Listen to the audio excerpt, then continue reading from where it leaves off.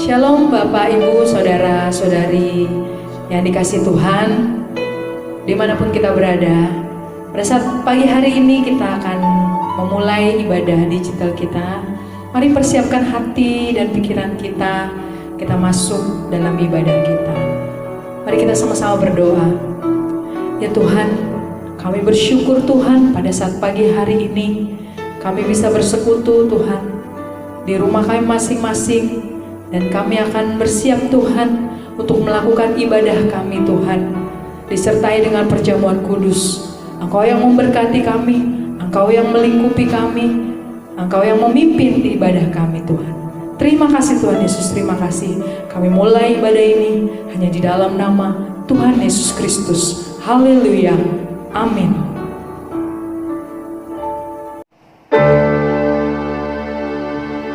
Oleh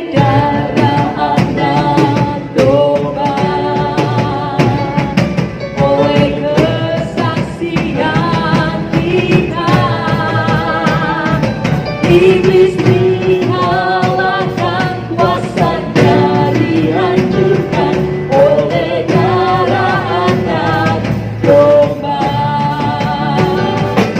Sekarang tiba keselamatan dan kuasa dalam pemilihan Allah kita. Kuasanya yang diurapinya karena telah dilemparkannya pada pendakwa kita. Oleh darah anak domba, oleh kesaksian kita, iblis dikalahkan, kuasanya dihancurkan oleh darah anak domba. Oleh darah anak, oleh darah anak, oleh darah anak domba.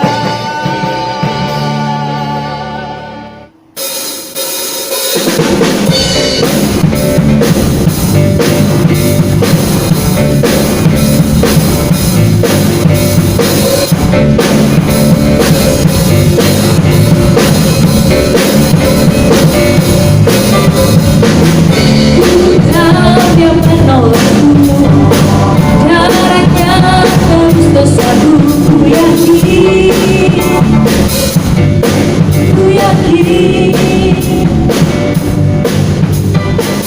Dia akan deritaku, sembuhkan sakitku. Ku yakin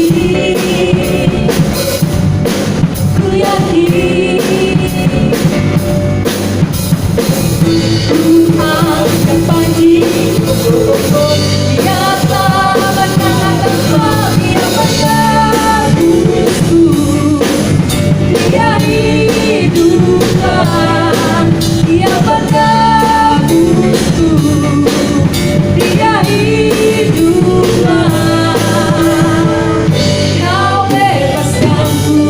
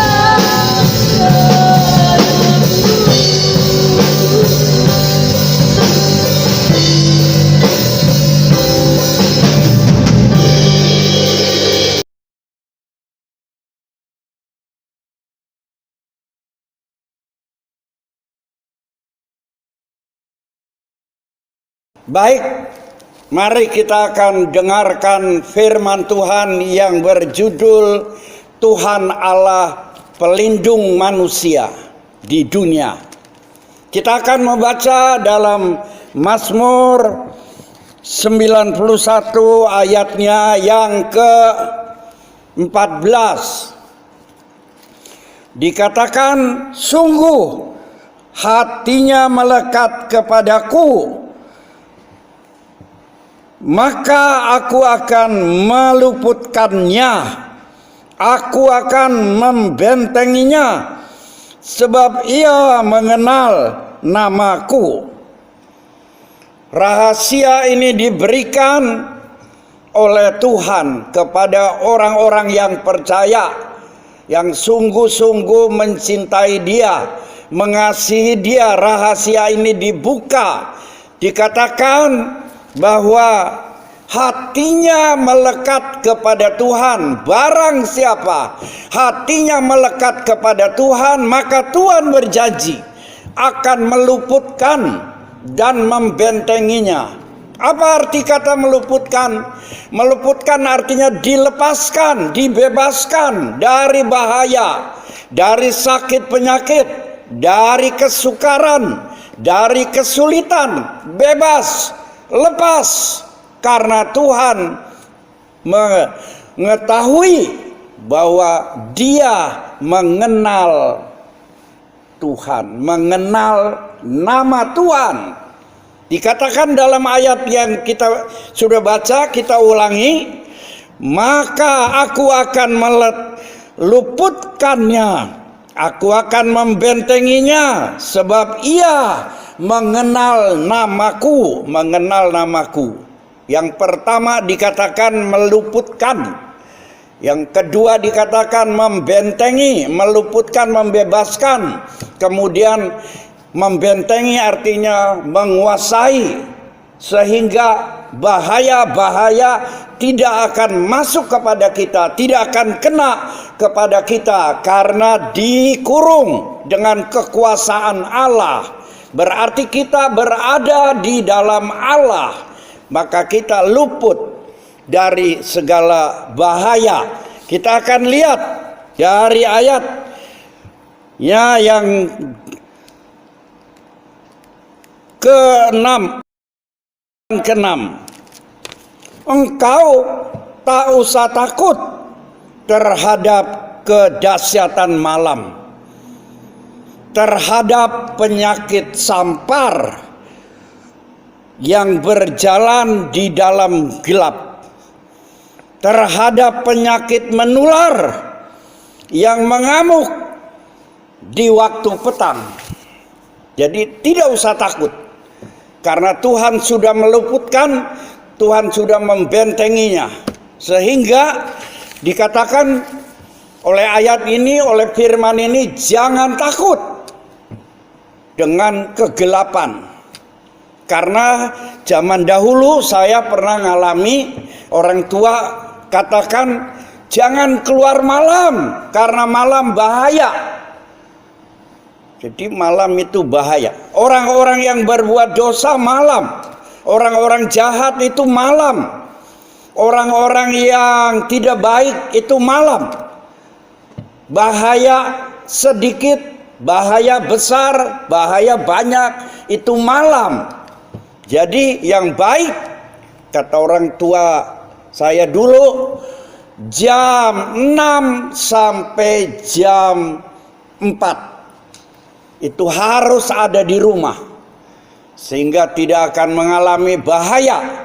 Jadi penyakit sampar tadi artinya penyakit yang dikatakan artinya malapetaka. Sampar artinya malapetaka. Bala itu artinya penyakit, yang pertama. Yang kedua, bala itu tentara, bala tentara, kesatuan. Jadi bala itu adalah penyakit, sampar itu adalah malapetaka. Kenapa dikatakan malapetaka? Karena malapetaka itu ialah tujuannya membunuh. Jadi sampar itu membunuh. Orang-orang yang sakit pasti mati. Tujuannya begitu. Tetapi dalam ayat ini jangan takut. Karena Tuhan akan meluputkan. Jangan takut. Karena Tuhan membentenginya. Sebab kita berjalan hanya siang hari. Malam hari sudah ada di rumah. Tetapi peraturan yang ada di Indonesia, kita dari pagi sampai malam sampai pagi terus tidak boleh keluar-keluar. Sebenarnya siang itu ada matahari terang. Si gelap takut dengan terang. Bahaya-bahaya itu adanya malam. Siang tidak ada. Jadi kalau mau keluar siang, malam ada di rumah, tidak ada bahaya.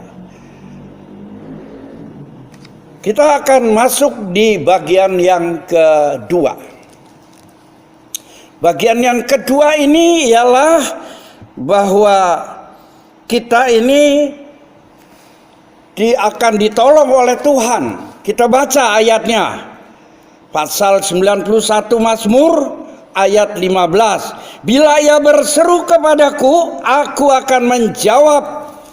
Aku akan menyertai dia dalam kesesakan, dalam kesukaran, dan meluputkannya dan membebaskannya. Ada yang saya kurangi ayatnya ya supaya enak. Jadi Tuhan itu supaya kita lekat dengan Dia. Kalau lekat dengan Dia, dekat, intim dengan Dia. Ya, seperti pohon yang diumpamakan di dalam Yohanes pasalnya yang ke-15 ayatnya yang ke-7. Jadi melekat itu tinggal di dalam Dia. Tinggal di dalam Dia dikatakan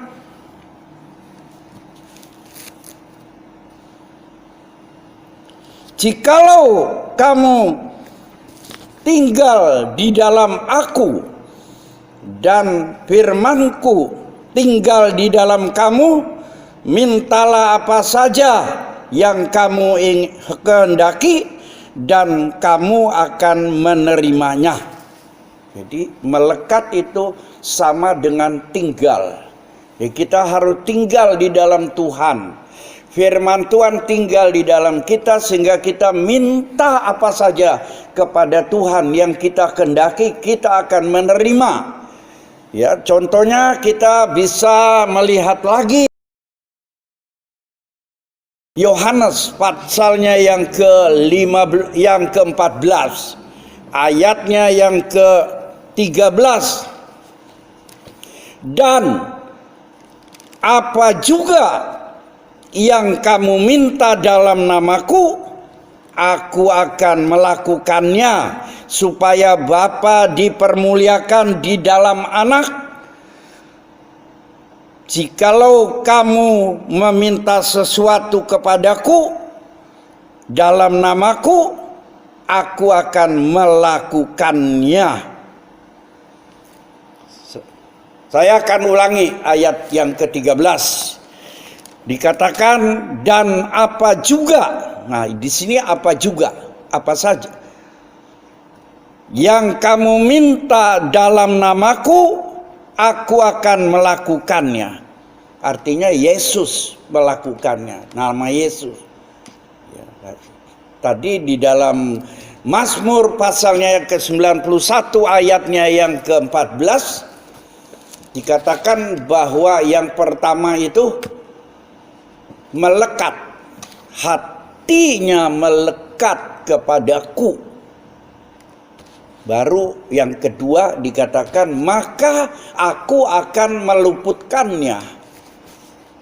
Yang ketiga, maka aku akan membentenginya. Sebab ia mengenal namaku. Jadi nama Tuhan ada. Nama Tuhan ada, jadi harus kita meminta sesuatu dengan nama Tuhan. Nama Tuhan ialah Yesus, Juru Selamat.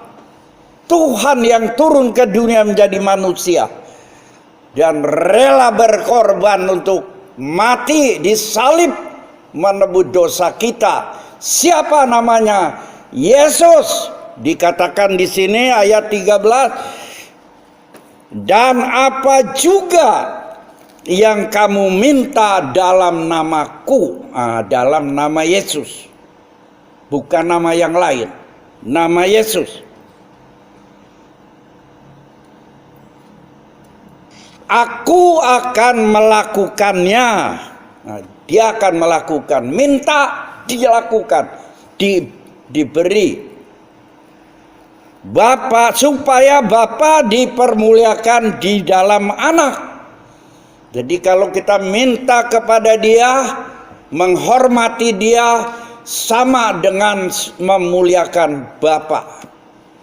Ayatnya yang ke-14, jika kamu minta sesuatu, minta segala sesuatu, minta apa saja kepadaku dalam namaku, aku akan melakukannya.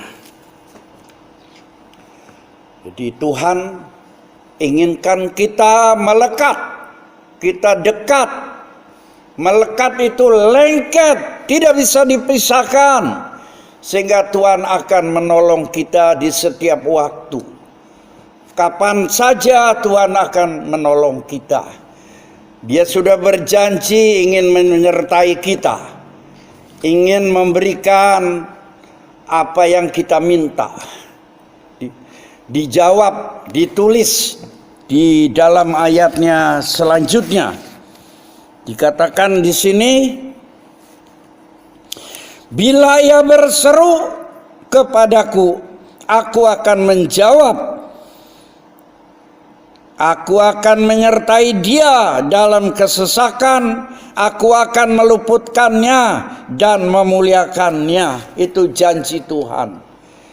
Yesus adalah Tuhan yang turun ke dunia, menjadi manusia untuk mengasihi kita, karena hatinya lengket dengan manusia, sehingga Dia rela meninggalkan sorga untuk datang menebus dosa kita lewat kematiannya, disalibkan di kayu salib yang kasar, supaya kita yang percaya kepada Dia, yang menurut kepada Dia, melakukan apa segala perintah dan ketetapannya, Tuhan akan menolong kita sekalian. Semoga kita selamat dari corona ini dalam perjamuan kudus ini. Haleluya. Mari saudara-saudara, kita masuk dalam perjamuan kudus pada hari ini. Kita akan angkat roti tinggi-tinggi. Sesudah itu Yesus bersama dengan murid-muridnya akan masuk dalam perjamuan kudus. Ketika mereka sedang makan, lalu Yesus mengambil roti, mengucap berkat, dan berkata kepada murid-muridnya, makanlah, inilah tubuhku.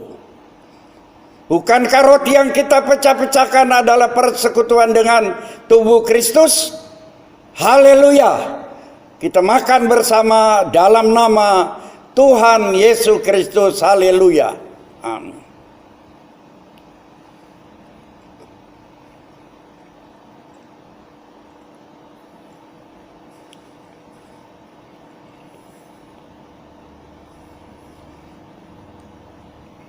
Kita angkat cawan dan dengarkan firman Tuhan. Sesudah itu Yesus mengambil cawan,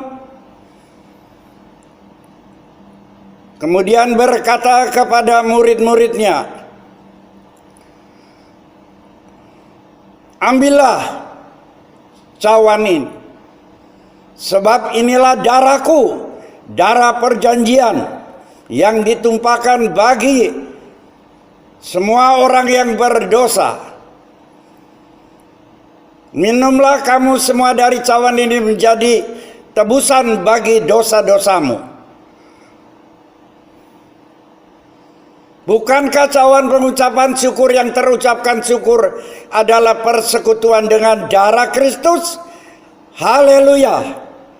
Kita minum bersama dalam nama Tuhan Yesus Kristus. Amin.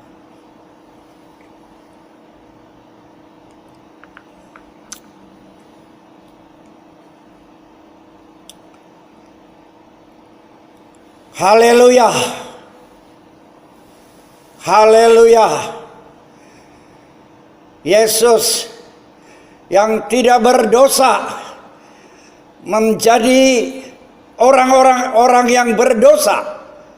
Dia dihukum untuk menggantikan kita yang berdosa menjadi tidak berdosa karena ditanggung oleh Yesus Kristus.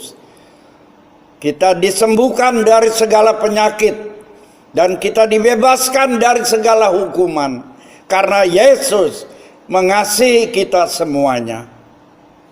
Amin.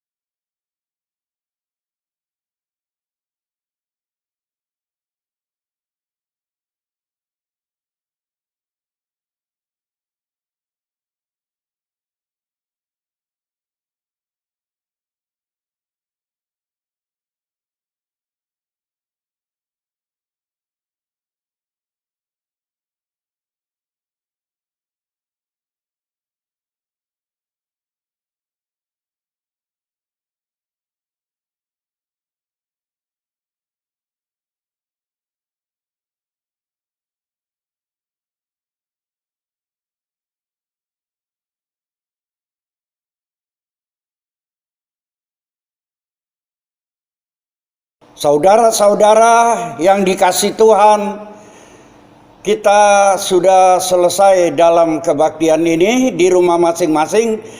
Sekarang saudara-saudara, kita akan menerima berkat dari Tuhan Yesus. Saudara-saudara yang dikasihi Tuhan, terimalah berkat dari Tuhan Yesus Kristus, kasih-Nya dan perlindungannya serta persekutuannya Roh Kudus, dan damai sejahtera Allah serta kasih karunia Allah melimpah atas saudara-saudara semuanya mulai hari ini sampai selama-lamanya. Haleluya. Amin.